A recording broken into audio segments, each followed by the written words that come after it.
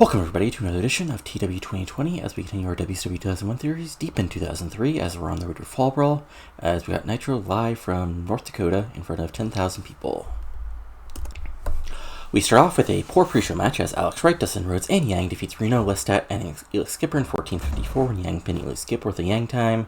This was 67, Yang gets a 58, Dustin Rhodes gets a 65, Alex Wright is awesome, so he gets 76, Skipper is still basically a jobber, so he gets a 47, Lestat gets a 67, Reno gets a 58, again, just get some guys in the mid-card, some in-ring time, but not on TV. So, we start out with our opening promo, as basically, Booker comes out, and wow, this might be our first legitimate hundreds rating. I don't remember if we ever had one before, but okay, awesome. Regardless, basically, Booker comes out. He says, when he lost to Macias in that Falls Canelo match, he realized he couldn't do this alone. He had to make one more challenge sucker. One more sucker to actually take down Deadpool right all in one shot. So he calls out Vampiro. Vampiro comes out alone with the world title. And after a moment, he asks, what's your challenge? And basically Booker makes a challenge for War Games, because of course it's September, so War Games is going to happen.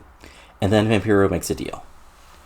You see, Booker, I still have a world title challenge I have to make for this month. However, if you can convince Eric Bischoff that I get no world titles, I don't have to defend the world title, and you face me tonight, and you defeat me, you get a chance to remove the stain of all your failures against my Macias at Fall Brawl. Booker says, Sucka, you got a deal. And obviously this takes a lot longer, involves a lot more talking, and Vampiro being creepy, and Booker being sort of angry and desperate to get, because, he's not had the best couple months. He's basically got his ass kicked Macias, so he really wants to take the challenge to Deadpool. But this gets 100, and Vampiro unperformed, and we still got 100, so yay for Booker, because he's awesome. And honestly, I don't want to say I've underused him, but he just hasn't been the guy. Like, he's always been like the number 2 or the number 3 babyface. But regardless, 100, and we move on to our first match of the night, which is in About That a Terrible Wrestling Analysis and Crowd Heat. Lexi James defeats Gail Kim, Celine Cartier, and Jordan Cole in 8:43, when Lexi James pinned Celine Cartier with the Leary DT, which I should really rename one of these days. And this gets a 59, Gail Kim gets a 56, Lexi James gets a 55, both Cartier and Cole gets a 50, and the underscore the fact this might put Lexi James in shot, in range of getting a world title shot, women's world title shot at Fall Brawl. And this gets Lexi celebrating 67. This is probably where the announcers would actually go over that. Then we go backstage where the Helms Legacy is backstage. Shane Helms, Ramsey people, he's still the greatest United States champion of all time, and he's not scared of an old man like Sting, who doesn't even wrestle on TV anymore, because he's too decrepit and too old, and all it'll take is one super kick to send him into the retirement home permanently. So yeah. Did I pre-book that already? Let's see here. Survey says yes. Okay. And also, that's it. So yeah, just a 76, really solid promo, really good considering, I rated God Days on Menace, so, and Sting's, not super over, he's still over, but not super over, but Helms was really good. And then we have Jindrak Stasiak make an open challenge, basically, saying they're stuck of not being, here on Nitro, challenging for titles, and they deserve a shot, and out come, our new sort of young high-flying tag team, Jason Jett and Paul London, and they accept the challenge, and this gets a 60. Just a straightforward angle just to get, set up this match. And in a decent match, Jason Jett and Paul London defeat Jindrak and Stasiak in 7:55 when London pins Sean Stasiak with the London Calling. This gets a 62. Stasiak gets a 63. Jindrak gets a 68. London gets a 68, and Jett gets a 65. This gets a 62 overall. So, yeah, okay, yeah. That and 62, straightforward match, and, what else can you do? And then the babyface celebrating gets a 59. Then we go backstage where basically there's a Jeremy Barash with a air raid promo where basically, they say, yeah, last week sucked that, they lost with RVD against the Horsemen, but, they'll face anybody. If WCW officials say Jared Douglas get another title shot after so long, so be it. They'll face them because, they're a fighting tag team because they want to prove they're the best tag team in the world. A 68, fairly straightforward promo, but it's nice that even these short promos from these guys are getting 68s now. Then we move backstage, where basically like 3 of our top baby faces are all hanging out. They're basically RVD and Goldberg are like, we'll get your back tonight against Vampiro because the Deadpool are going involved. And basically Booker's like, I appreciate it, but I don't need any help. I'm going to go out there and I'm going to beat Vampiro right in the middle of the ring because that's what I need to do for myself. Again, really good. This was only 4 minutes, so this getting 86 is really good. And then we had, in a poor match, Lance Storm pinned Blitzkrieg in 11-18 by submission with a Canadian Maple Leaf, but it gets a 77 because Storm is awesome in the ring. Blitzkrieg gets a 56, Storm gets a 72, and Storm actually wins here cleanly. Like, he's still the same Lance Storm as he's been part of Team Canada, but he's like, he's not openly cheating anymore. And then basically, there's a short Lance Storm promo, which gets a 61 because it's still Lance Storm doing a promo. Like, that doesn't change things. As Lance Storm promo says, he's not sorry for his past actions, but he still wants to fight Awesome if Awesome is that upset about him, because he sure knows that he wasn't a weak link in the team. And this gets a 61. And then in a bout that had decent wrestling but didn't have much heat, America's Most Wanted defeat Hart Legacy 9:56 when James Storm Teddy Hart while using the ropes for leverage. So I assume this wasn't like actually using the ropes for leverage, but like some sort of like, chair shot, exposed ring buckle, some sort of weight cheating way to get the pinfall victory. But Jack Evans gets a 68, Teddy Hart gets a 61, James Storm gets a 71, and Chris Harris gets a 68. So really good stuff. And the AMW get a decent win to get some momentum back after dropping the titles. And then AMW Sublining with Jerry Lawler gets a 70. Then we go backstage where Eddy Guerrero, gets interviewed. He asks about War Games. He says, I got nothing, I got all the luck in the world tonight against Booker, but I'm only focused on one thing, and that's the world title. So if that's not get me a world title shot, nothing personal, but that's not my business. I'm here to win world titles, not fight existential battles. You hear? And this 76, again, it was a short promo, but really built stuff. And then we have a freaking 79. Wow. Okay. As in a decent match, Jeff Hardy defeats Kaz in 11-28 by pinfall the Swanton Bomb. Hardy gets a 79. Kaz gets a 65. This was just basically a match to get Jeff Hardy over. Again, he lost versus Kipton last week, so he gets the win this week. And then Hardy celebrates, also gets a 69. Nice. I think next is the main event. We'll go to it. Okay, so yeah.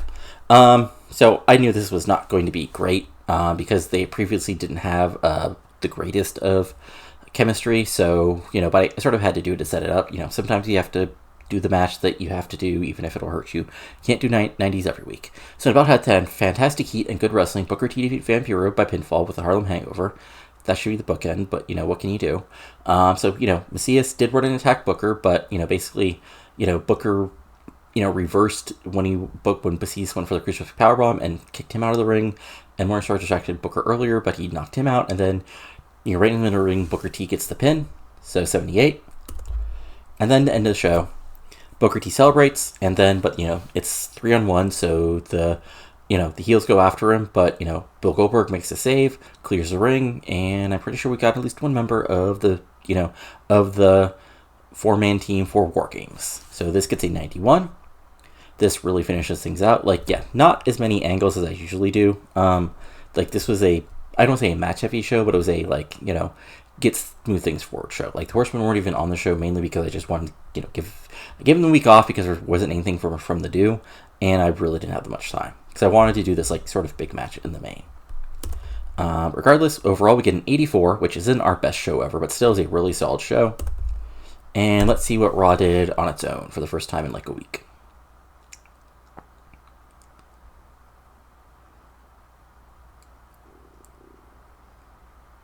Survey says...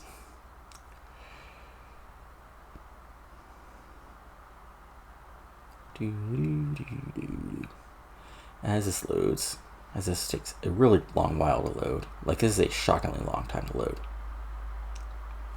Okay. Austin, so Austin on his first night on Raw back as a babyface did a new catchphrase. So, is this too late for what? I think it might be too late for what, but it's probably something like that. But regardless, let's see what Raw is awarded. So, we had Lead and Julie Hall defeating Molly Holly and Selena Majors. We had Kane defeating Leviathan. Okay, that actually kind of makes sense, and I can even book that as it was a DQ. Backstage room with Raven, Chris Benoit and TNA defeating DDP and the Radicals. Okay, that kind of makes sense. An Austin promo, a Deborah promo. Chris Jericho going over Skull. Kevin Nash defeating Steven Richards. It says a cage match, but that's just because the matches aren't marked right. Scott Hall defeats Billy Gunn. And in the main event, Shawn Michaels and The Big Show defeat Triple H and Brock Lesnar. So, okay. Not actually the worst booking considering, it is what it is.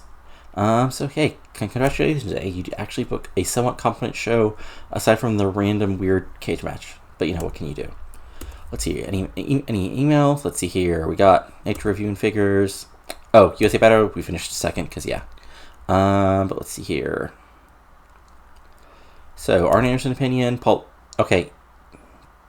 Arn, don't be an asshole. Okay? Paul Lynde is a perfectly good kid. Of course, LXC made an offer. Johnny Lawler made an offer. Yeah. Okay. So, let's go in and see what they did. So, negotiate. So, yeah. I offered Larry this, and let's see what they did. Okay, let's see here. Why is our offer 20% event, 25,000? Okay, so let's say a bonus of 20% per event. Okay, so that's better. And now let's check out Joni's offer, which I'll actually go over in a little more. So yeah, I'm paying a whole lot. So she's being offered $400. I'm giving her $400,000 per month with a $300,000 bonus. 3 years of unlimited, 3 years. Events and A shows only. 20% per event. 50% of wage offers. So let's see what WB is offering. Okay, so they're offering 60% cut, a merch, 5 years, and a whole lot of money. Okay, so.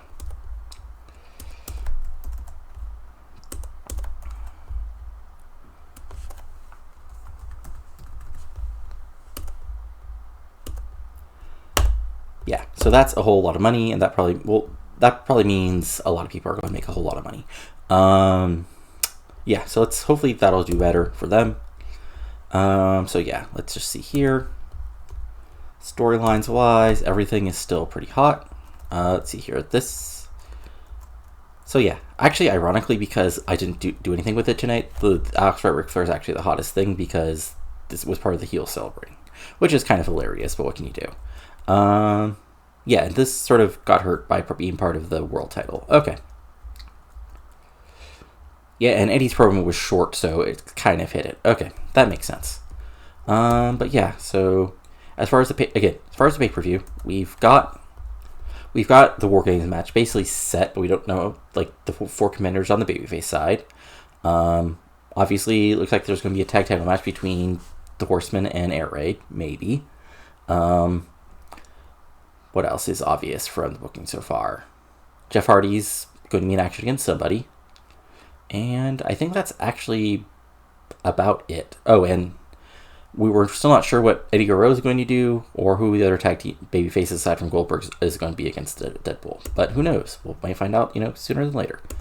And as far as merch goes, let's see here. So far, okay, so Eddie's our 7th in merch. So that's interesting. He's not quite as over as Chuck. So that'll be interesting to see in the next couple months. But yeah. Oh, and one other thing, just to go over Saturday night, just because I like to show people this. So we had Blitzkrieg and Yang defeating Romeo and Johnny Swinger, just to test them as a tag team. We had a Nitro recap, a Toro Elizabeth promo, Toro and Elizabetha promo, Beth Phoenix defeating Amber O'Neal. Yes, this ends the Amber O'Neal push pretty much. And then AMW defeated Scott Taylor and Norman Smiley just to get them an in-ring time. And then in the main event, Jonathan Toro defeated Teddy Hart. And then for the Saturday night for this week, we had Amy Secure defeating Mischief just because I think it'd been literally months and Amy had won a match. We had the Fall Brawl Control Center. We had Kaz defeating Norman Smiley. We had 3 Count teaching Mus Jones how to dance just because that was a random segment I thought of. And then Jason Jett and Paul London defeating 3 Count. And then in the main event, we had King Romeo, Johnny Swinger, and Jonathan Toro defeated Tajiri, Yang, and Blitzkrieg. Just, again, to set up, some stuff. So yeah, not exactly the longest video. Again, Nitro. Just as a quick example, this had, usually I have to, at least go down, like, probably, yeah. Okay, so this was actually another shorter Nitro. So, okay, so Nitros are usually about, okay, well, that was also pre-show, but, okay, so actually, I don't feel quite that bad. Yeah, like, this is a long S, yeah. This is like, this was a very screwy show. Goes as a post-match, I was probably doing and then only got an 80, which means, yeah, I didn't have any long promos.